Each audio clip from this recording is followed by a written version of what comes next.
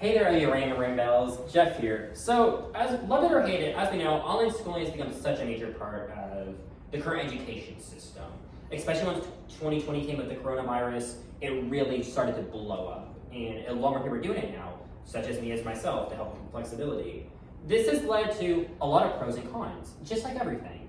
There's always the good and the bad.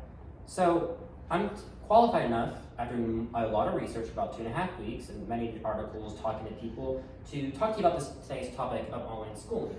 So I'm going to inform you on how online schooling helps with the flexibility, helps with distant learning, but also the downside of how we learn better face-to-face as human beings, and how cheating has become a lot more common in these modern ages. So first of all, let's move on to flexibility.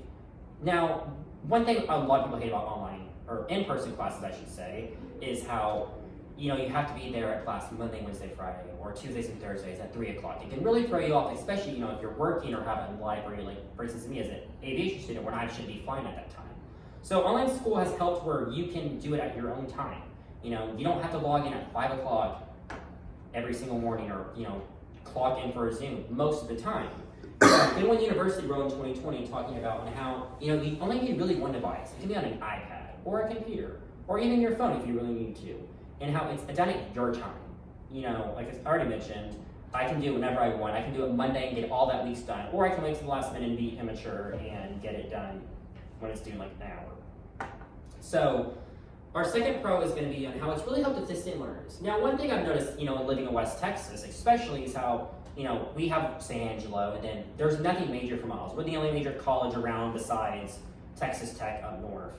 And then, the college is down in Austin and San Antonio. So with online schooling, it has really helped, especially in a college place where people can get their degrees still. Farmer Joe out in Ballinger, Texas can still get his degree without having to travel to San Angelo. He can go to A&M from online. And even some of the new modern days for high school and middle school, a lot more parents are starting to put their children online, especially after the coronavirus. And so they can send their kid to some special online preppy academy if they really choose to, instead of sending them in person.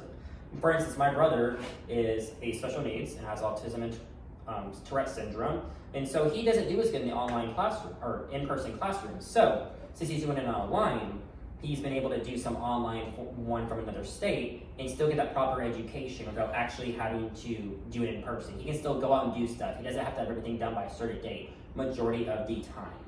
Now, just like every good thing, we're gonna have our cons. So one of the major cons is how we as human beings learn better face-to-face. I don't know about you watching or my fellow classmates right here, but for me personally, I've always learned better talking to a human being. As much as I love online school, talking to a teacher or talking to my friends has really helped me develop better social skills where I can actually have a conversation or even perform a speech. Skill Samurai in 2020 talked about on how, like I said, we learn better face-to-face. There's been studies shown from them and across the board, doctors, pediatricians, all of them have talked about to me, and also just online, the news in general, and how we get our social skills from learning face-to-face. And with the face-to-face learning, it's also helping us keep accountability. I might have an online teacher tell me, okay, I need to do homework that's due by 5 o'clock next week. If I'm going in class every single day, like, public school or even college, they're going to probably consecutively remind me, hey, Jeffrey, you need to get your work done immediately. Don't put it off to the last minute.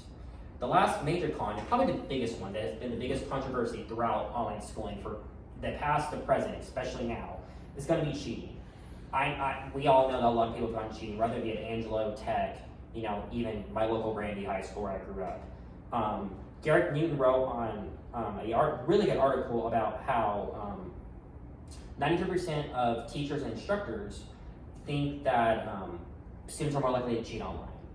Whether it be having the phone open during a test, having 2 tabs open, or just copying and pasting. Cheating is a lot more common. Over at Northern Carolina University, out of 800 people in a statistics class, 200 were caught cheating.